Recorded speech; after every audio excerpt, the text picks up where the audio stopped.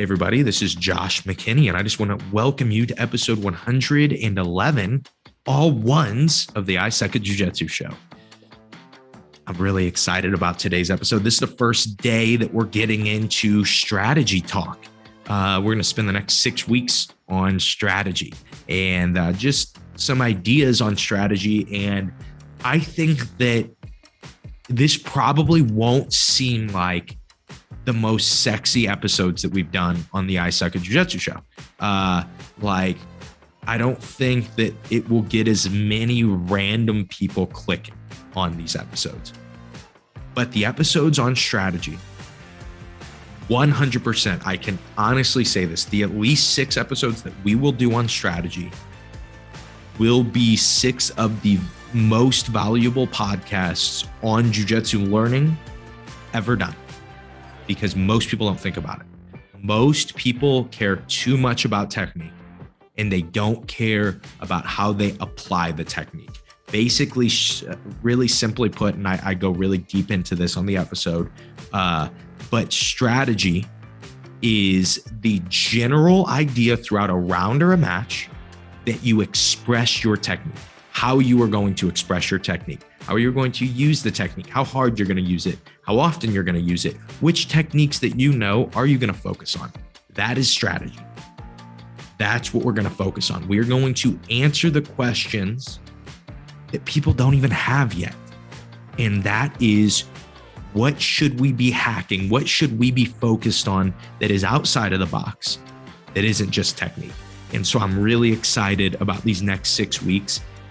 I have a challenge for you guys, though. If any of these episodes, if you get a lot out of them, share it with somebody. You don't have to share it with a bunch of people. Share it with one person that you think would be a good person to tackle whatever strategy that you are trying to perfect with, right? Because we're going to cover, this is a 2-part. We're actually only covering that one strategy or one idea, and that's the idea of pacing. And we are going to cover that with 2 different strategies, and that is blitzing and what did I call the other one? Blitzing and preventing, right? And so then the preventing is going to be next week's episode. But yeah, let's just get into the episode. I'm rambling. The episode is honestly, it's so good. Please share it with somebody if you like it, and then train it if you like it. The best compliment that I can get on the show, without a doubt, on New Year's. I think maybe like New Year's Eve, New Year's Day, I don't know, like Spotify maybe it sent people updates or something like that, but I got a ton of messages from people, and like I didn't post it about it, but just people, I guess, who listened to the podcast throughout the year, and a lot of people that had messaged me once about the podcast and asked a specific question. And, you know, either I referenced an episode and said, oh, this is all you need to help you with that, or whatever, right? But basically, you know, like I looked at these episodes with these people, and they had some great like story from it. And so they sent it to me on New Year's Eve, and it was a really, really cool thing. Like for me on the podcast, yes, I'm always trying to get more listeners, but I care more about people really enjoying it and it not just be something that like they listen to. So even if my podcast numbers stayed the same forever, but it was like the same amount of people, and it was the same people that listened to every single week and they were faithful, I would much rather have that than higher numbers but more random listens that people just cherry pick from the podcast. And I think the big reason for me on that is I really think that I think that a lot of stuff that we talk about on this podcast could be really helpful for training jiu-jitsu in the future. And jiu-jitsu is not going to be trained the same way forever. There are going to be people that figure it out, that innovate on it, that have quicker paths to high-level black belt. There are going to be people that do that. For me, I hope that I will be one of those people that do that. And I also hope that you guys can be too. And so if anything, if this podcast can just shift your perspective on how you look at training live rounds and how you look at strategizing through full rounds, I really think it will do its job. And if it does its job, like I said, I would love if you guys shared it. I'll stop rambling. Let's just jump right into the episode.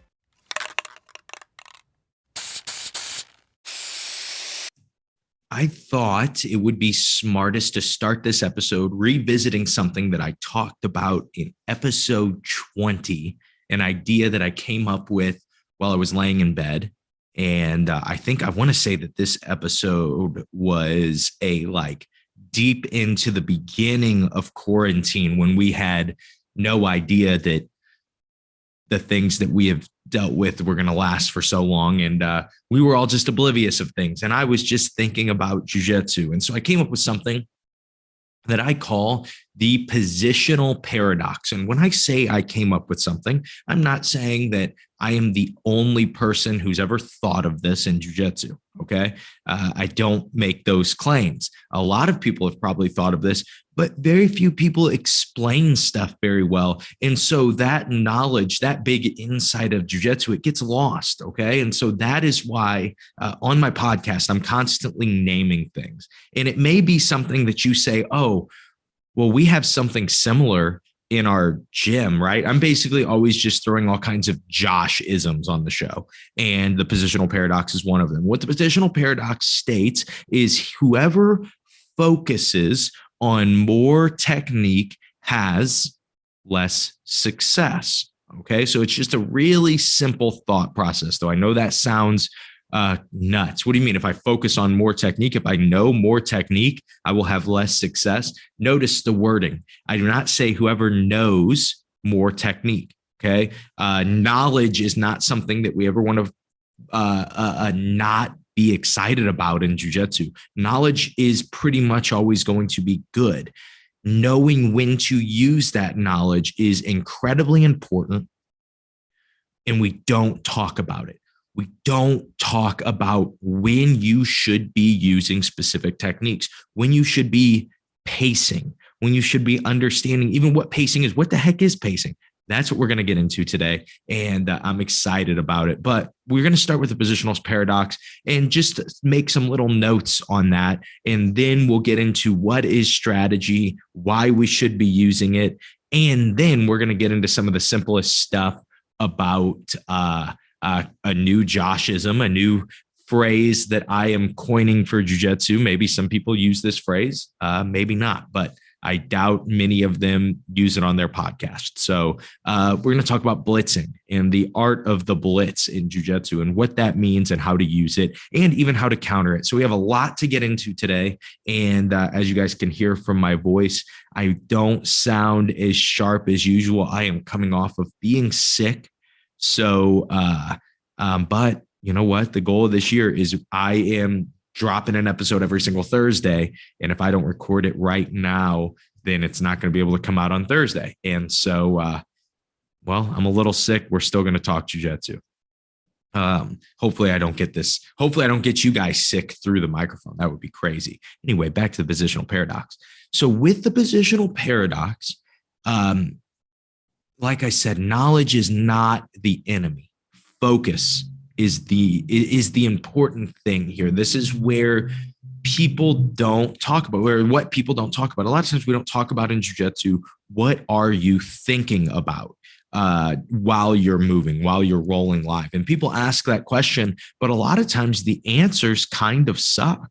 And people will say, oh, well, I'm just thinking about what techniques I'm doing, or I'm just thinking, I mean, the answers are just generic and they don't help people create like a really positive pattern of thinking. If you guys are interested in knowing what black belts and what high level black belts think about while they're training, I have an episode on the Patreon coming out this Saturday, also recorded while sick. So my voice is still nice and raspy if you guys are into that. And that's coming out this Saturday. You guys would really, really enjoy it. It's just going to be about 10 minutes where I discuss what you should be aiming to have your thought process be when you are rolling. And we'll make it really graspable for you guys, and you'll be able to just get a ton better through thinking through your rounds. And we'll talk about that too. But again, back to the positional paradox. I keep just wanting to get away from it, but this is what we need to discuss. So with the positional paradox, we need to make sure that we have very simple and general ideas that we are thinking in jujitsu. Okay. If we do not, if we think too specific with too many different options, that is one of the worst things that we can do. We can think specific and say, I am here today. I'm going to create triangles, right? I'm looking for a very specific move, but it's a very general idea. I have a lot of different options that I can create triangles. And when I simplify my thought process that much, a lot of times I get more success. Basically, when I'm saying, okay, I'm only here to look for triangles, well, now I have a really simple two-step game plan. If I'm in a triangle, I'm trying to finish it. If I'm not in a triangle, I'm trying to get there. So you can even expand on that and say, if I don't have the person in a triangle, I'm trying to create a position that will allow me to get the person into the triangle, right? And so you kind of get this game plan that a lot of people don't have when they're rolling. They are just seeing what positions happen and seeing what they know. As we progress, as we simplify our thought process, what should start to happen is maybe I'm in bottom side control.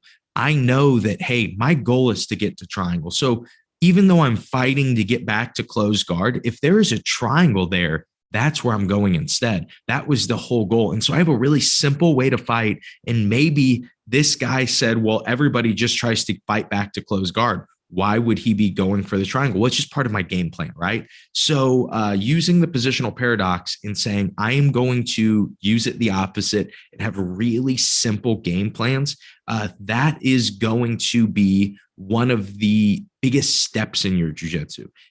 Like when it comes to live rolling, not in your understanding of jujitsu, you can understand jujitsu and struggle to express it, right?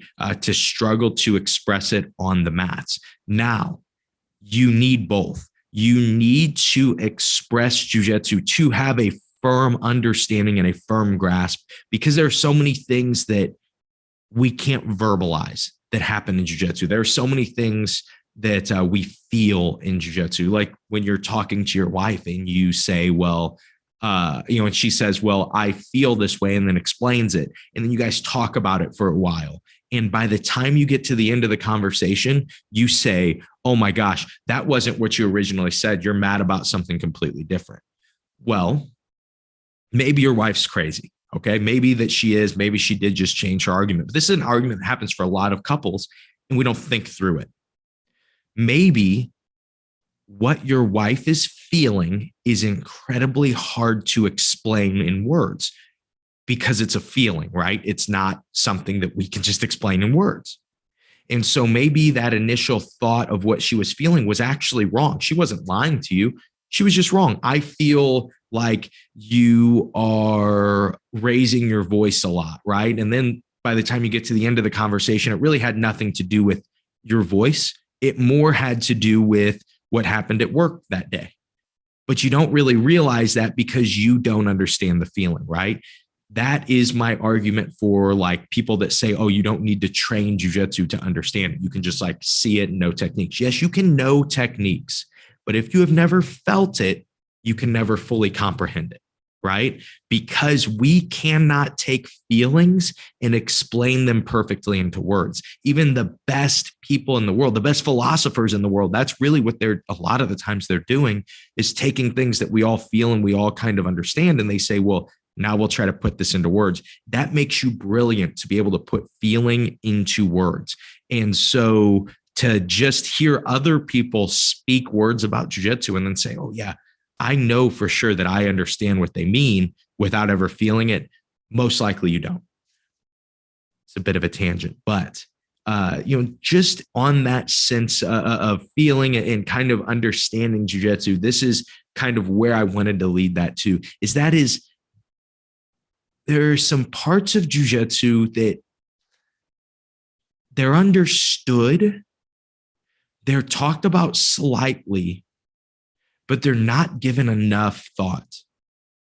And one of the biggest ones, and this is what we're going to spend, as I've told you guys, we're going to spend like the next 6 weeks on, It's strategy, right? This whole first part of this episode really is just an intro into why we need strategy. Because if I just start out and say we need strategy before I explain what strategy is, or before we look at why we need strategy, we need a simple game plan, right? We need something easy that we can follow.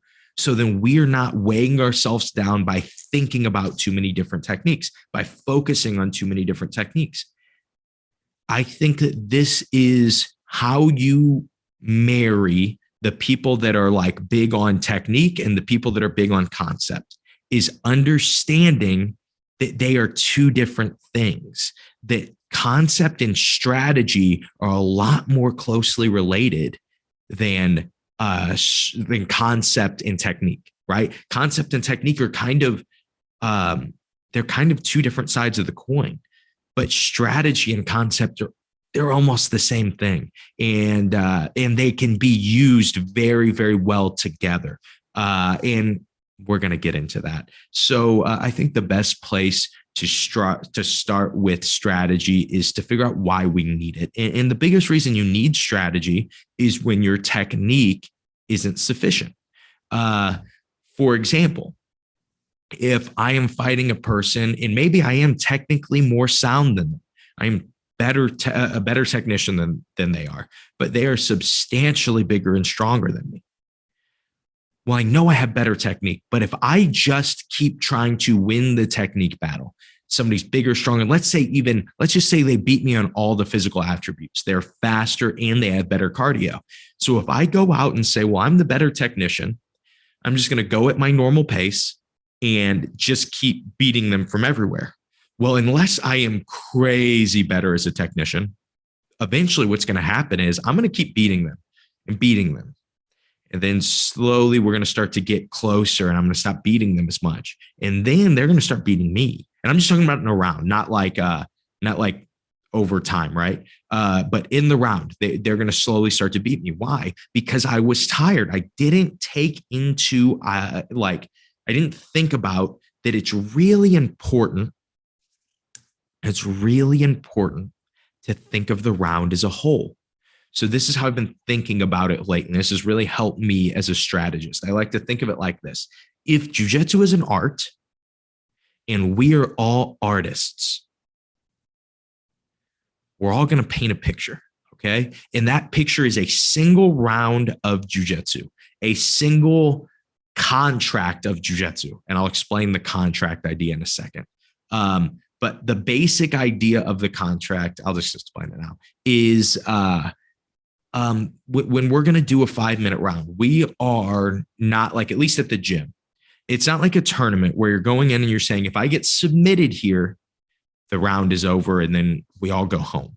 The difference at the gym is you basically are saying, we're going to have a social contract.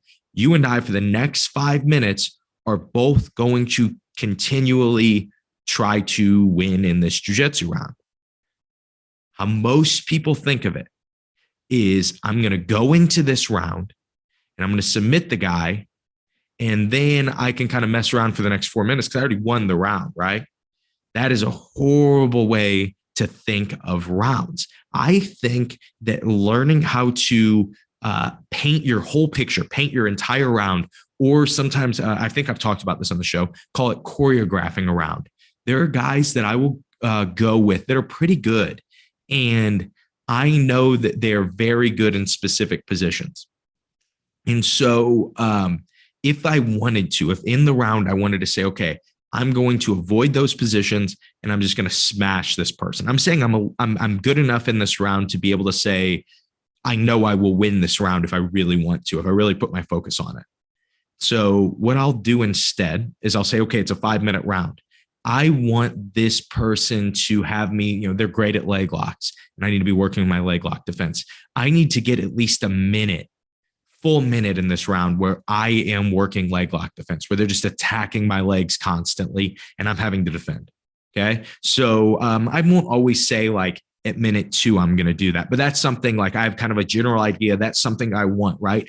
And I know that sounds weird. I know the strategy that I'm giving you guys right now is a training strategy. It's a getting better strategy. And we're going to be talking about blitzing in a second, which is not a getting better strategy. It is a strategy to win rounds. Okay. But like I said, same idea. I'm choreographing my rounds so then I can get what I need to out of the round, and I can do it as the whole 5-minute round, right? Because a lot of times when we're competing, the submission doesn't come, and we are going to have to grapple an entire 7 minutes, and we're used to finishing the guy in 3 minutes or being finished in 3 minutes. Well, if we don't know how to choreograph a whole round, if we don't know how to, like I said, paint a whole picture. For example, if we go out and let's say the paint is our cardio and we use a ton of our paint in the first top corner of the painting, and now we're spread pretty thin to be able to finish this whole painting, what do you think is going to happen? Well, in jiu-jitsu terms, we're going to lose. We're going to get beat up. Even if the top corner of this painting is the most beautiful top corner of any painting ever, if we were not thinking of the whole painting,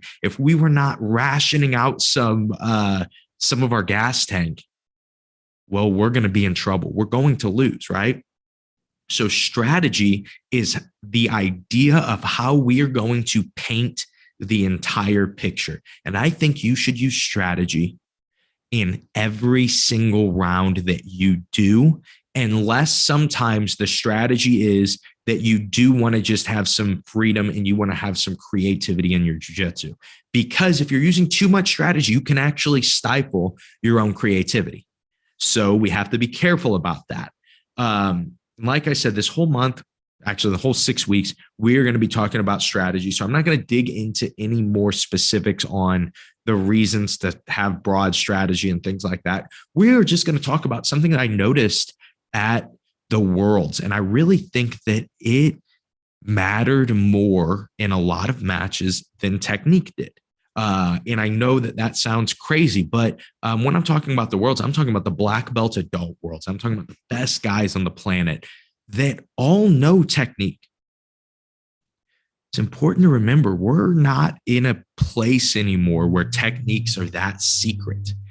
Yes, sequencing of certain techniques are still, can still be kind of secret, mainly because people don't know how to teach them very well. But I don't think that they're like held tightly as secrets. Most stuff is on YouTube. Most stuff is on Flow. Most stuff's on BJJ Fanatics. So most stuff is on simplifyingjujitsu.com. So you could pretty much, there is no reason if you have $1,000, you pretty much know, or you could have access to most jiu-jitsu techniques on the planet with $1,000. There is not much that would be hidden from you. The problem isn't technique. Most of the problem is knowing how to use it efficiently, right? At white belt, of course, if there is a guy who just has substantially better technique than everybody, they're going to win. At blue belt, a lot of times that still happens. At purple belt, it starts happening less. People that are strategists start to figure out, hey, I can't beat this guy everywhere. But if I blitz at the right times, he doesn't seem to be able to handle that well.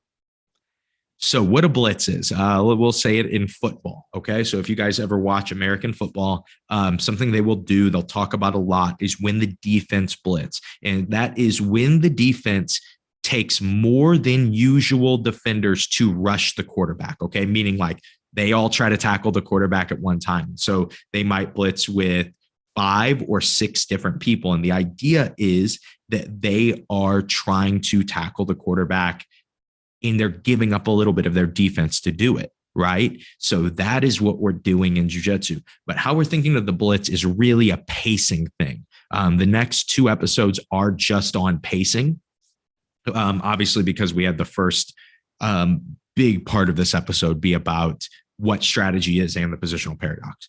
But with blitzing, I think it would probably be beneficial, and maybe I'll explain this in the next one on the part 2 of this episode. Maybe I'll try to have a few matches that you guys can watch to get some better understanding of what I mean. But blitzing is any time that you start to use your pace and not only your technique, and you're trying to accomplish two things. So you are trying to either win the energy battle with a blitz, or you're trying to win the positional battle with a blitz. For example, disconnected from the guard is one of the easiest places to explain blitzing. Okay. So, what we would do to blitz somebody disconnected from the guard is we would get Toreando pant grips, bullfighter pant grips. Both hands control the pants. So now we are winning the battle of control. And what I'm going to start to do is I'm going to start to run to one side. They're going to stop me. And then I'm going to go and try to run back to the other side. But I'm going to do this on a very, very fast pace. And a lot of the time, at first, I'm not looking to complete the pass. Okay. So what I'm going to do, and I talked about this on a Patreon episode, that one of the best ways to get people to tire is to get them to overfight, right? That's really all we're trying to do with a blitz, or most of the time what we're trying to do with blitz. Sometimes we'll go really hard. Basically, we'll just go really fast for a technique or two and see if we can hit something just by being faster. That's a type of blitz. But using the blitz as a strategy is more what we're going to focus on today. And so for our blitz, what we're going to do is we're going to focus more on the energy battle. What I can do is I can create certain fights that feel like I'm resisting at 100% and using 100% of my energy. But a lot of times I'm only using like 20% of my energy, or I'm using 100% of my energy for like a half a second, and then everything else is pretty chill. Okay.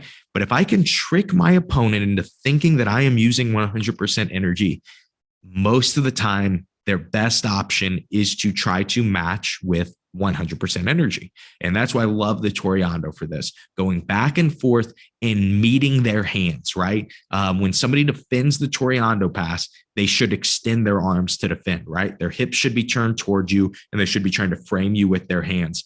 If you're getting around their legs, right? That's the goal, is we're just trying to get around their feet and then get close enough to them to where they have to defend with their hands. And as soon as we feel their hands, we back out and we go to the other side. It's important that we're breathing. It's important that we are in shape for these type of things. We're going to talk about that at the very end. But for right now, we're just going to say that we have those things figured out. We're just looking at the strategy. And so now that I go back and forth, let's say I do this for the first 20 seconds of a round. What can usually happen with a blitz? And this is like the best blitzes ever. This is how they work. They put your opponent in the wrong mental state. So we've all done this. And most of the time it's not on purpose. Not like our opponent didn't do this to us on purpose, but we've all done this in training. We try to retain guard or something. We try to escape mount. We try to do something that's kind of hard, that requires some energy, some speed, some strength, some tenacity from us. And then once that happens, if we meet any resistance, then we say, Pohada it is. And we start going 100%. And then the problem is we never stop going 100% in that entire round. And generally we gas and we lose, or we gas and it ruins our training for the rest of the day.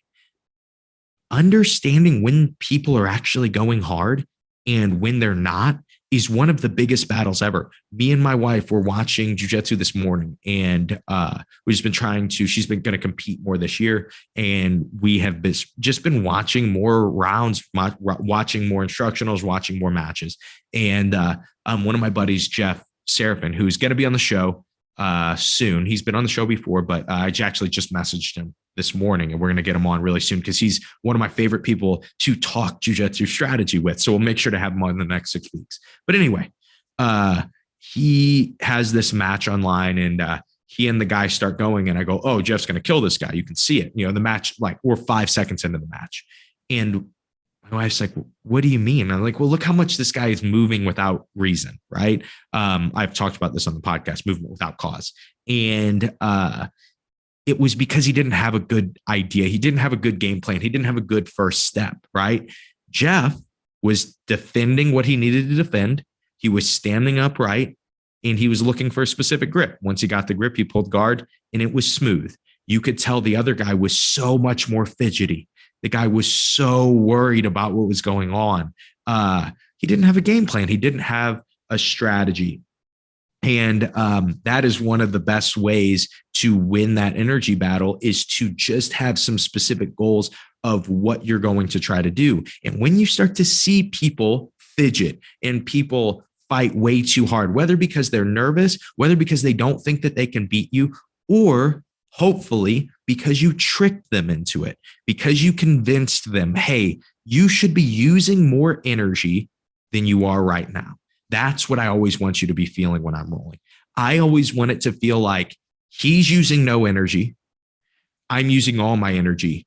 And the only thing that I could do that could actually win this round for me is to use more energy. That is my ideal round when we are grappling. And you can do this by blitzing really well. For me, I can blitz now for like 3 or 4 seconds on somebody and get them to react for the next minute of the round. Like where I fake like I'm going really hard for something, and then I stop moving and I make them fight out of it.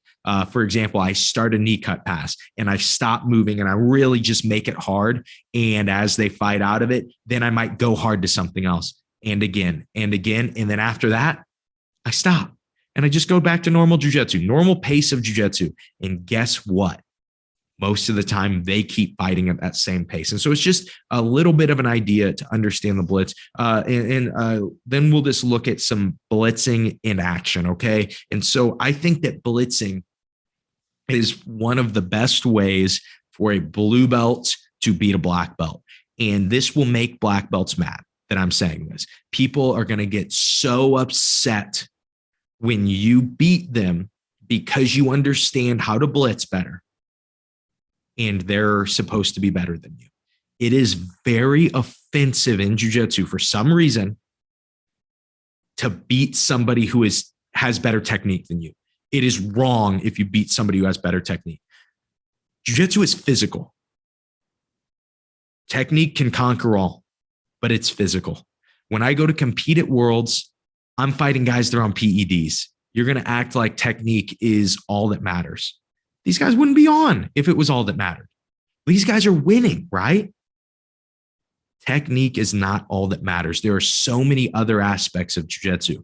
So this weird thing of, well, you go too hard in the gym. Now, there is a difference between going hard and hurting people and just going hard and wearing people out.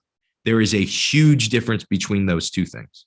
If you're going hard and you are injuring your training partners, then you're doing it wrong. You're a bad training partner.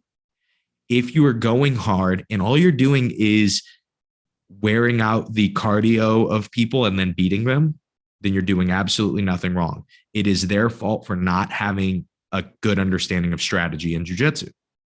And so this is how a blue belt can beat a black belt. And so, like I said, our whole goal is really the energy battle with the blitz. That is with pacing in general. That is what our goal is, right? And this week we're talking about the blitz. Next week we're going to talk about preventing, okay, which is just a different style. It's the opposite of blitzing, and it's basically playing counter jiu-jitsu. We're going to get really deep into that one. And preventing, I think, is something that people don't understand as well. But I feel like there are more people that understand preventing. And so I think we'll have a few more videos that we could reference, like competition footage. And so I'll try to have some good competition footage that you guys can watch later on with this, because I really think that that is something that I started doing more of last year that was really helpful for me. And I think it might be helpful for you guys this year, just watching more competition footage. But when we're fighting the energy battle on a blitz, what I like to be thinking about is, can I create time loops? Time loops are one of the biggest zaps of energy that there is. Think about it like this. When Doctor Strange fought Dormammu in the first Doctor Strange movie, and spoiler alert, if you guys haven't seen that 2015, 16, I think 2016, I think it came out at the end of 2016, but you haven't seen that movie yet, it's a good one. You guys are missing out. But anyway, there's a point where Doctor Strange meets somebody he cannot beat. He's too big, he's too strong, he's too powerful. And so what Doctor Strange does is he says, okay, maybe I can't beat you, and maybe I can't beat you right this second, but I can create a time loop. And eventually, you are going to get tired of fighting this time loop. And so we talked about time loops in jiu-jitsu. We talked about training them as a strategy, but using them as a blitz is one of the best ways to do jiu-jitsu, without a doubt. It's you create a small fight, just one small fight that you can win. And that's all you have to do. And then you do it a bunch. And so let's say, for example, one of the easiest and most frustrating time loops to get stuck in is you and I are rolling. I'm going to get you in a time loop. I'm going to get you in closed guard, and we're in the gi. You're going to start to posture. I'm going to go 2-on-1 on your right sleeve. I have a few different grip breaks that I like to use, and depending on how you counter, and I'm going to break your posture down. And all I'm going to actually do is break your posture down, and I'm going to hug you. I'm going to win the inline control, meaning like, basically I have you in a tie clinch and your arms aren't on the inside, they're on the outside. You cannot posture out of this. You have to swim your arms to the inside. Most people don't even know that. You have to swim your arms to the inside, start to posture up again. Well, I'm going to go 2-on-1 on your other arm. I'm going to break it, and I'm going to try to drag it across this time instead of just breaking your posture. And then you're going to fight out of that because it's going to be frustrating. And keep in mind, at no point am I actually thinking about attacking. I want to make you think that I'm thinking about attacking, but you're better than me. I can't beat you on pure jiu-jitsu. I can only beat you by getting you tired. I can only beat you by getting you to make a mistake because you're frustrated or because you're tired. And so I begin to break your posture again, but you are not escaping my closed guard. And I might do this if we're doing it, especially like for me as a black belt, we're doing a 10-minute round. You could do this for 4 minutes and still not even be considered like you're doing anything wrong. If you're doing a 5-minute round, you could do this for 4 minutes. It is so frustrating. It is so exhausting. And honestly, you'll start to even get dumb submissions from closed guard because of it. If you focus less on actually going for stuff and more on just winning over and over and over and over, especially a small fight, especially something that isn't super significant, but it's something that I have to defend every time. Like I said, getting both grips on the pant legs and just going side to side in Toriando. That is a time loop. If you get me caught there, usually most guys do not know how to escape time loops. And so they end up a lot of times just getting really frustrated, getting really tired, and you can win. And so that is going to be, I think, our biggest stuff when we talk about blitzing and kind of those ideas. But now we want to make sure with the blitz, with talking about fighting for energy, we can dig deeper on or we will dig deeper on the idea of pacing in the next episode. But I'm sick still, and I don't really have much more energy to talk about it. You guys felt how caffeine fueled the beginning of this episode was. So I want to talk about having a deep understanding of your own gas tank. I'm not just talking about like, hey, you should be doing cardio or something like that, right? Cardio is very useful. Having good jiu-jitsu cardio is obviously a super useful thing. Sometimes people genetically actually have very good jiu-jitsu cardio, or just good cardio, right? Obviously, things that could help your cardio. Having less body fat, being stronger actually can help your cardio. I know that sounds crazy, but if you are using less percentage of your overall strength, you're using less of your overall energy, and it is a really good way to help your cardio is to have some good strength training. And obviously there are points of diminishing return with anything, with flexibility, with strength, even with doing cardio, even with like long distance running, things like that. There are these points of diminishing return in jiu-jitsu. We're constantly at a battle of knowing when we are doing too much and when we are doing too little, and then when we're doing just enough. And that's pretty much one of the biggest fights for consistency in jiu-jitsu is, am I doing enough to stay healthy, but to get my best results, keep me consistent, right? That's such a tough battle. But when we're talking about having a deep understanding of our gas tank, doing days where your biggest goal is, hey, I am going to be gassed today. I'm going to be super tired today. It gives you a really good understanding of when you're actually tired. Because sometimes I will say, man, I've felt almost being tired. I've been like almost avoiding being tired because I'm coming back from being sick. So maybe I'm going to come back in a few days and I start to train and I go, well, I'm going to avoid being tired because I was sick, and I might do that for even a few days or a few weeks, even because I want to make sure that I am getting back in shape intelligently and not killing myself. And then a lot of times, what happens though is you keep playing that in your mind and you're a week in and you go, yeah, I was sick a week ago. I don't have good cardio. Well, at this point, it wasn't as much being sick. You've kind of gotten yourself back into training. Now we need to push the cardio a little bit because we need to test it. So I might go in for a day of training and go, okay, I'm going to get tired today. I'm going to only go with tough guys today. I'll look around the room when I get there like, oh man, I wish I hadn't said this. Look how tough this room is. And I do it. I go in, I only go with tough guys. And a lot of times, actually, you end up getting surprised. You go, oh, my cardio wasn't that bad. I just haven't been testing it. Right. And so then I can go back and I can go, okay, well, my cardio is not that bad when I push it. Now, if I went the next day and said, and this is again, understanding your own gas tank. Let's say I did that first hard day back and I felt really good. And it's a Sunday. Well, Monday morning, I'm going to wake up, I'm going to stretch, I'm going to do my yoga, watch jujitsu, and then I'm going to go into my coach's gym and train hard again. Not going to feel as good. And this isn't everybody, but for me specifically, it's always is like this for me. So what I do instead is I train hard that first day coming back. And then maybe I take a day where I don't train as hard again. I train, but I'm not trying to kill myself. And then the next day I say, okay, I'm going to push it again. I'm going to see where my gas tank's at. And I might even get further. I might go, whoa, my gas tank's a little better, right? Most of the time, the idea that we go with of I'm just going to beat myself down and then eventually I'll have great cardio. It works to an extent. It doesn't work as efficiently as it could be, though. It could be so much easier. You could be training so much easier and protecting your body so much more than you have been.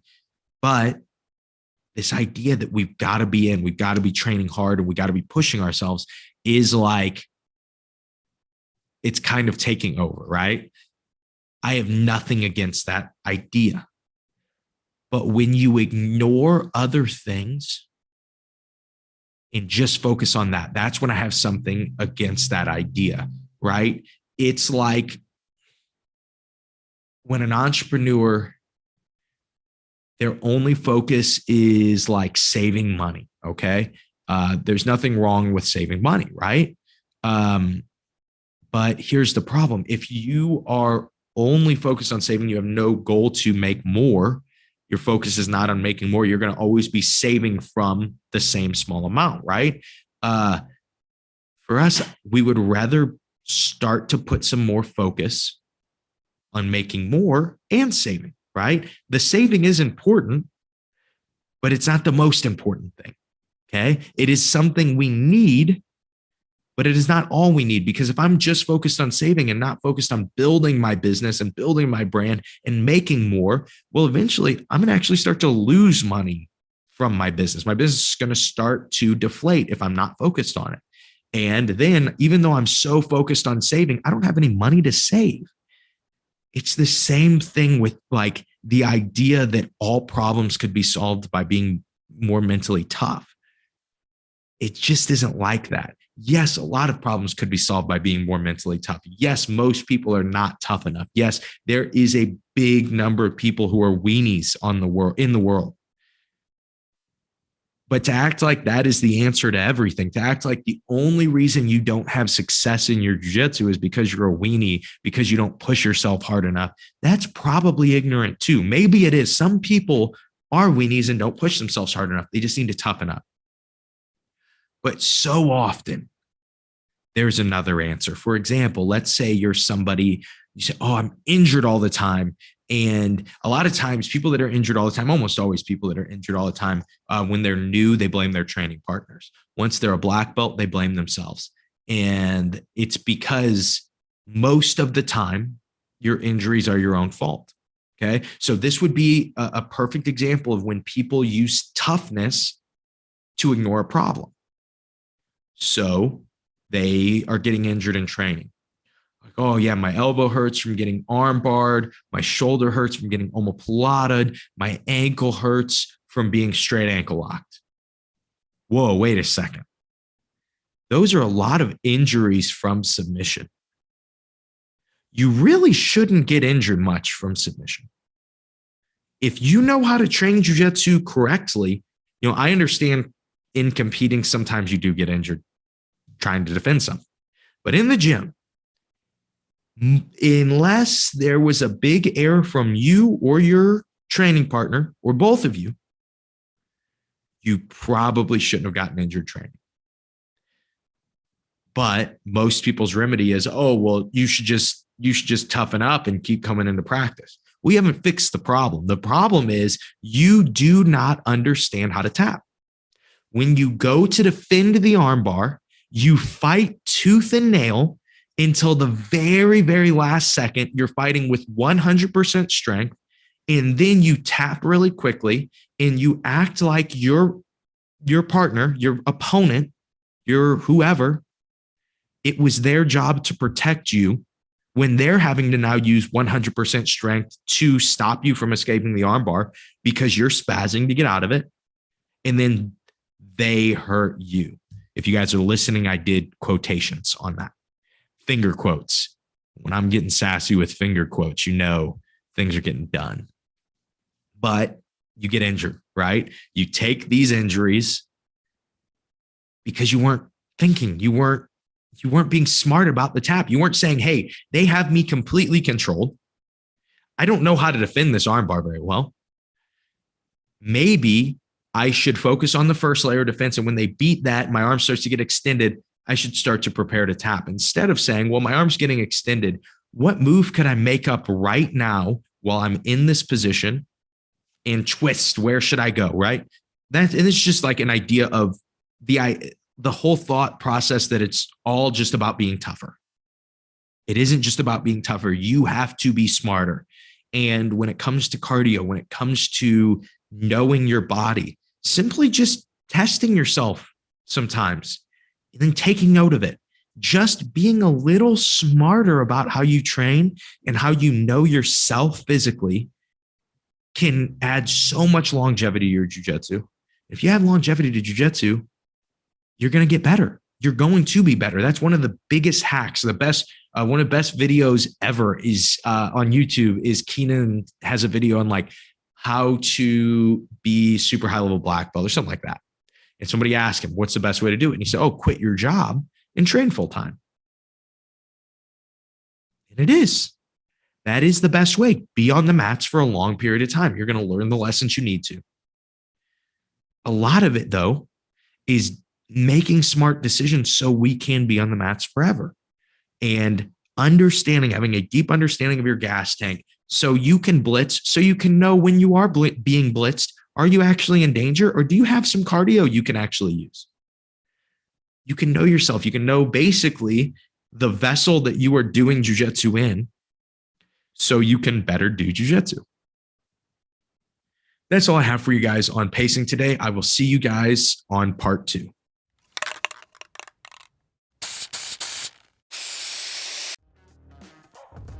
And that is the episode. Thank you guys for listening. I really enjoyed doing this one. I always love doing things on strategy, and I always like it when I feel like I'm being kind of innovative with the way that I'm talking about and thinking about jiu-jitsu.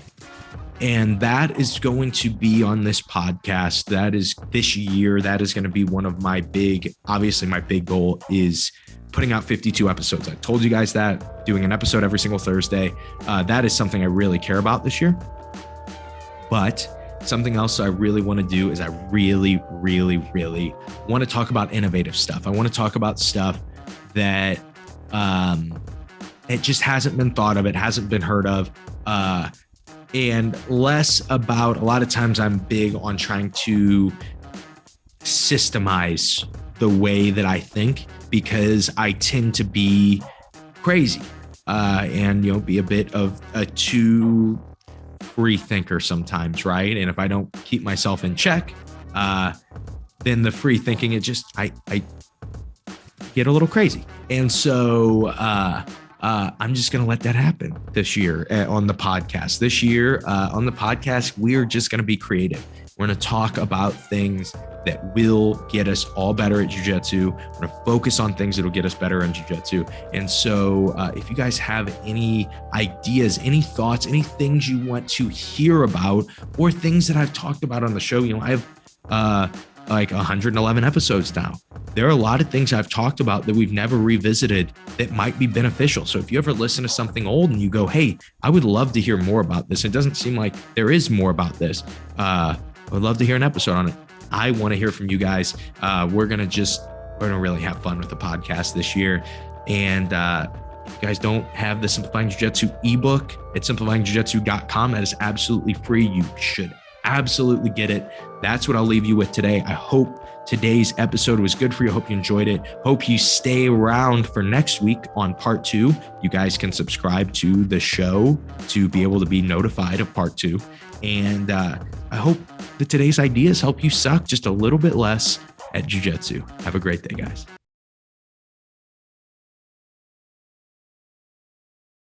What's up, guys? Josh here again. I just wanted to give you a little more information on some of the other content that I produce that isn't just the I Suck at Jiu-Jitsu show. If you are wanting more information on how to become more efficient and effective in your jiu-jitsu training, the number one thing that I always recommend to people is my Patreon page, the I Suck at Jiu-Jitsu show Patreon page, because we release a 5 to 15 minute exclusive episode every single Saturday. This is called Suck Less Saturday, and it is completely focused on being for your jiu-jitsu training, for your jiu-jitsu mindset, and for your jiu-jitsu progression. And so what we'll do is a quick but deep dive on a different thought, idea, or training method every single Saturday. And you can only get this on our Patreon page. I also have a few spots open, depending on what time you're listening to this podcast, for my Suck Less coaching. What that is a monthly cost to get a monthly meeting with me where we meet over Zoom and set some goals based on what you are trying to accomplish in jiu-jitsu and set some different training methods to help you get there. There's nothing like this online right now. There is no jiu-jitsu coaching that teaches you how you should be training, and it is exclusively on the I Suck at Jiu-Jitsu Patreon page. Also, if you guys want to just be in more contact or you want to learn a little more about my ideas in Jiu-Jitsu, I highly recommend that you sign up for Simplifying Jiu-Jitsu. It is a free ebook. It is at simplifyingjujitsu.com. And what we do is we break down the top 5 positions, the essential 5 positions of Brazilian Jiu-Jitsu.